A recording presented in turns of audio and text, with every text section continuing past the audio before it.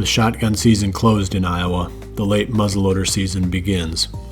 Korey O'Day is hunting his family farm in southern Iowa, hoping to get a shot at a big 10-pointer that has been recently showing up on his trail cameras in daylight.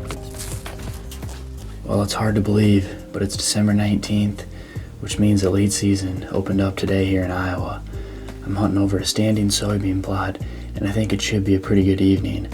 It's going to get up to the mid-20s today, and we're right on kind of the uptick of a warm-up here in Iowa. It's been a pretty stiff cold front here the past week or so these deer have really been through some harsh conditions here in the past week, and we're kind of right on the warm-up here. It's a high-pressure day. There's one buck in particular that I'm going after late season, and he's been using this spot pretty much since the middle of summer. We named him the short G2 buck. He's a really nice 10-pointer. We weren't sure if he made it through gun season or not, but I just checked the camera that we have set up on this gate opening, and he made it through. He was on there. The last time that he was on was December 17th, which would have been 2 days ago. And he showed up on the 13th, I think, the 14th, 16th. He was just showing up pretty regularly right around 5 p.m. Right in this spot here. So that's still legal shooting time. So if he does that again this afternoon, there's a chance that I could get a shot at him. So I'm excited. I love late season. It's always nice to get out and see a bunch of deer funnel into your food plots.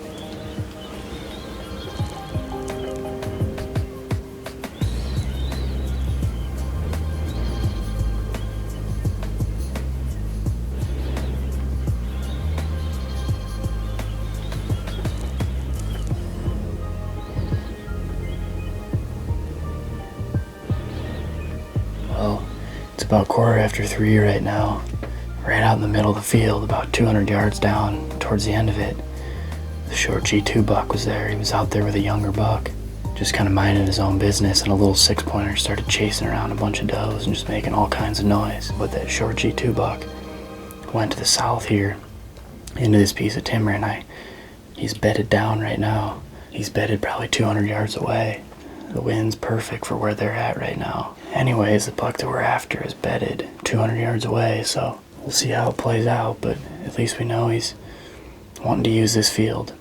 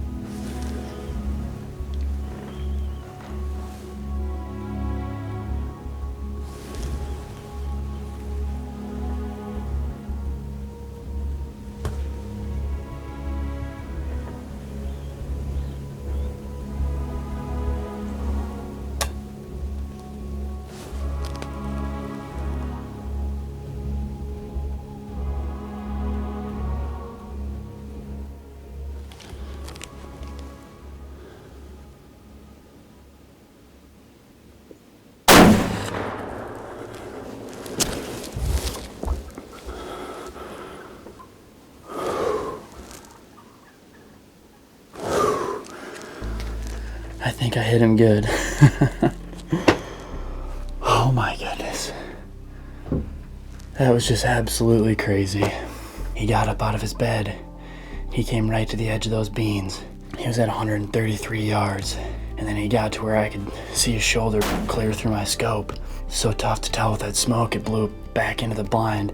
But I think when I saw him running away, he had his tail tucked and his head down. He looked like he was hit hard.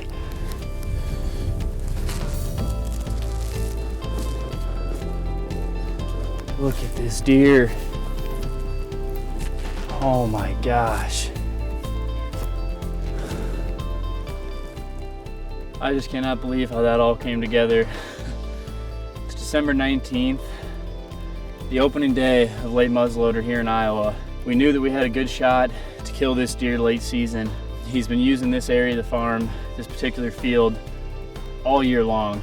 Middle of the summer, he started showing up pretty consistently, and he just has not stopped hammering this area.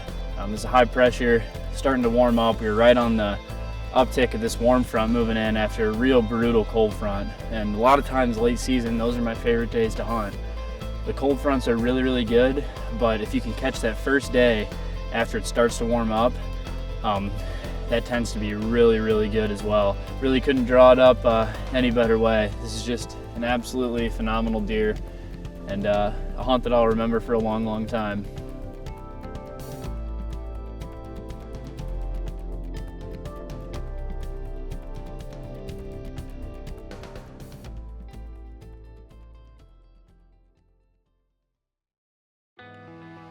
Tree stand falls can be deadly, and it's not something that we're willing to take a chance on. You shouldn't either. Check out the Muddy Safeguard safety harness to have peace of mind when you head to the field this fall. We use many Frigid Forge products, but Plot Screen may be their most unique. Planted in mid to late spring, it grows 8 to 12 feet tall in only a few months. We use Plot Screen to create visual barriers near public roads and to improve our entry and exit routes in otherwise open areas, so we can get to and from our stands without the deer seeing us. I've been shooting Hoyt bows almost exclusively since 1997. That is way before I started Midwest Whitetail. The people at Hoyt drew me to the company initially, but their commitment to producing the best, most accurate bows on the market is what kept me there. Many of the employees at Hoyt are bow hunters, so they take the quality of the bows they produce very personally. Realtree makes 12 different styles of their famous and highly functional Easy Hanger. You can find one that is perfect for holding your bow close at hand, stowing your gear, or positioning a video camera where you can easily capture your hunt. There's even a model that allows you to quickly attach a trail camera to a tree.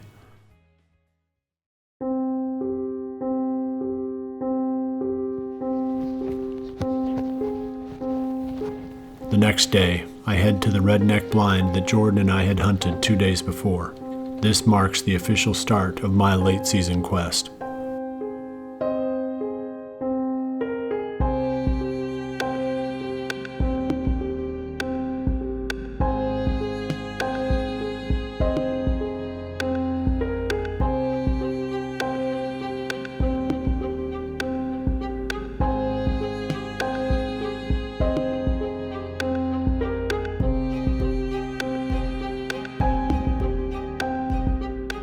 The food plot is a hub of activity as several different bucks feed and spar.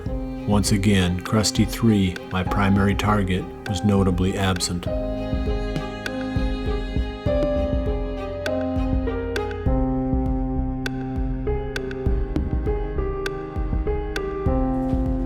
The next day I head to a redneck blind on a different part of the farm. I moved this blind to the small Big and Beastie plot a week earlier, with the specific intent of hunting an old 10-pointer I call the Tight Rack 10. The deer have been hitting the spot hard, and with very little food in front of the blind, my hopes aren't high of seeing the buck, so I take the opportunity to fill a doe tag.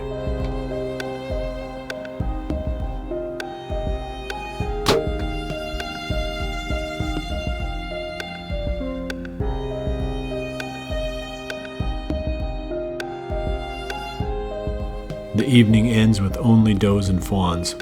Though it was a good harvest, the lack of food has me worried. I decide to write off this location.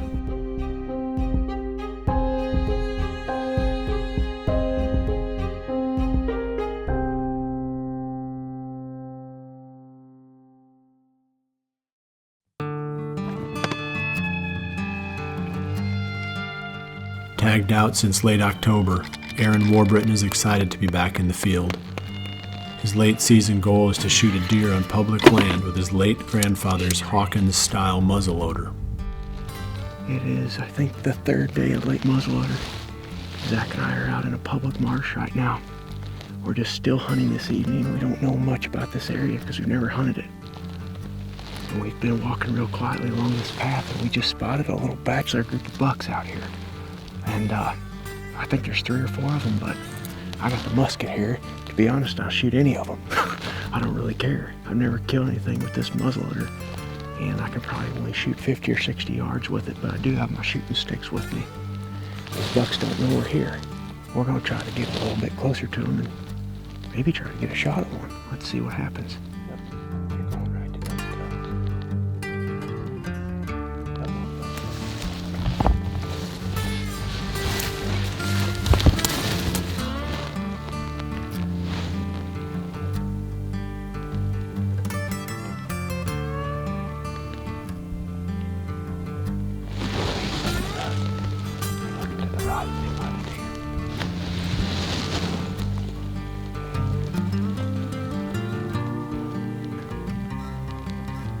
Buck.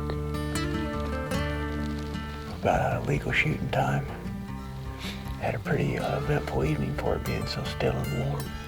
They're not right on top of the traditional food sources that we're always talking about hunting this time of year. They're right in the middle of that swamp and in the center of that security cover. Might make the difference, but either way, pretty good evening of hunting. Got to see a lot of deer. And next time we come in here, I think we're going to try getting down there in the swamp with them. Maybe see if we can get one within 50 or 60 yards for the musket.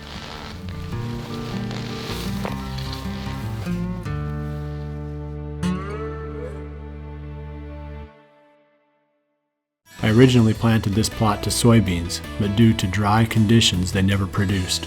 In early August, I drilled Big and Beastie into the beans using the RTP Genesis seeder. Having a tool that provides this level of flexibility is a definite advantage when trying to create the best possible food plots. Positioning of the Ozonics unit is important to its effectiveness. With this in mind, Ozonics makes several different mounting systems that you can use to attach the unit to the tree or the ground blind in the perfect position to rain ozone down on your scent stream. Being able to thread an arrow through small openings can pay off in venison. For whitetail hunting, I like a sturdy arrow weighing roughly 5.5 to 6 grains per pound of your bow's maximum draw force. This produces quiet shooting and good penetration, but still permits a reasonably flat trajectory for shooting through openings. Easton's FMJ arrows fit this requirement perfectly. One of the ways that we run trail cameras on public land is to take one of our muddy ProCam 12s deep into a bedding area and leave it for the full season. We feel like this is a great way to learn more about an area without spending much time there, and we have confidence that the battery life in our cameras will last the whole season.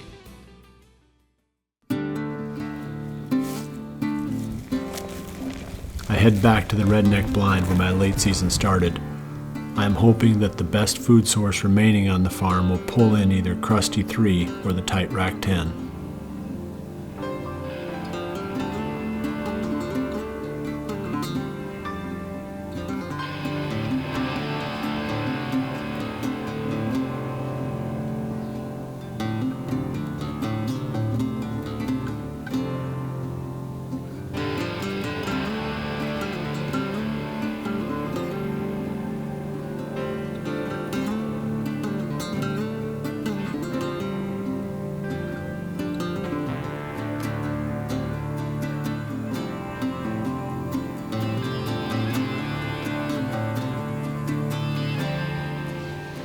Had a pile of bucks come out already this afternoon.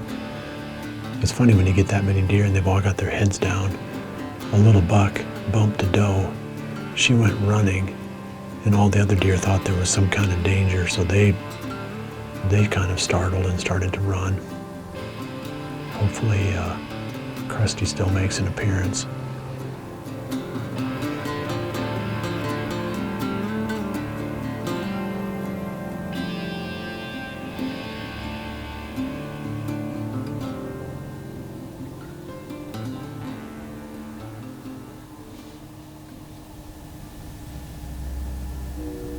There's another buck in mind. Is that the Tight Rack 10?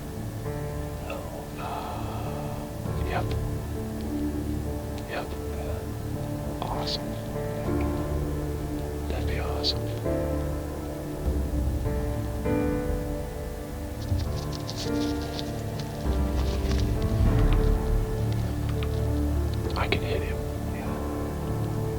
He's right at 50. I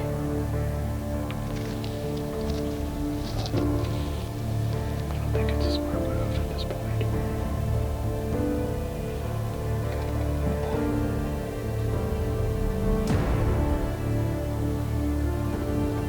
Toes.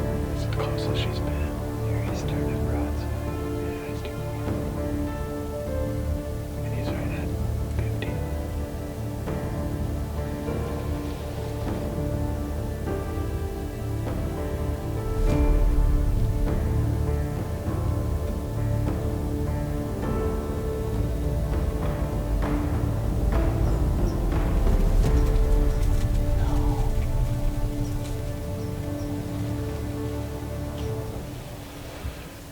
That was the buck that we had nicknamed the Tight Rack 10. It was such a close call on that buck tonight.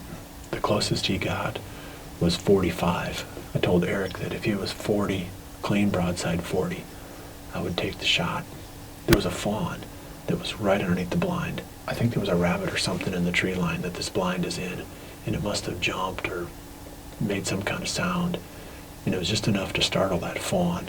And that fawn took 2 or 3 steps forward real fast, and that sent the whole field running. Pretty exciting. I mean, Tight Rack 10, pretty cool deer. He wouldn't score much, but he's just a cool 5-year-old buck that it'd be fun to tag him.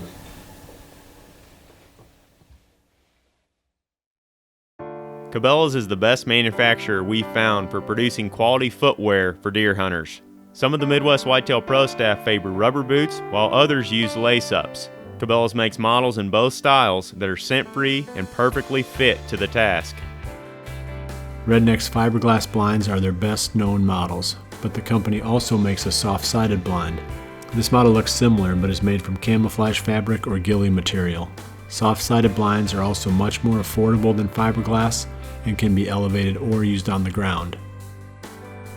Low light accuracy requires a sight with bright pins.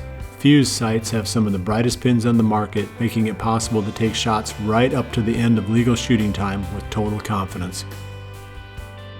My hunting arrows tipped with rocket steel heads are just as accurate as arrows tipped with field points. Every year I check just to be sure, but every year the impact point out to 50 yards is identical. The accuracy of these broadheads gives me a lot of confidence.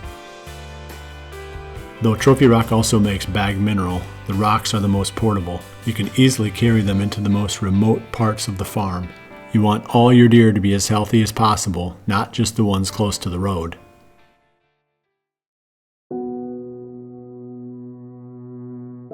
The close call with Tight Rack is disappointing, but encouraging at the same time. He didn't spook badly, and knowing he is there elevates my anticipation for the coming days. As the late season rolls on, Mike Reed continues to hunt hard, enjoying outstanding late season action around his best food sources.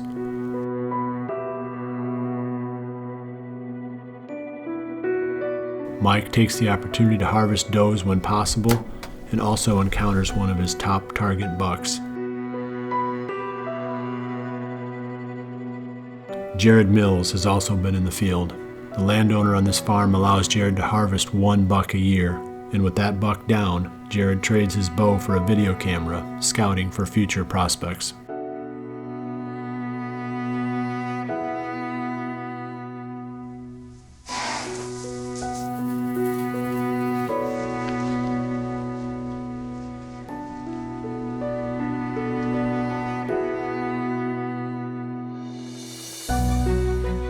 I like the recent turn of events. Late season is starting to get interesting on my farm with the appearance of the Tight Rack 10. For the first time in weeks, I have found a situation that I would give up rut days to hunt. With a target buck on a daylight pattern, the coming days may actually turn out to be better than those that I spent when I was chasing November.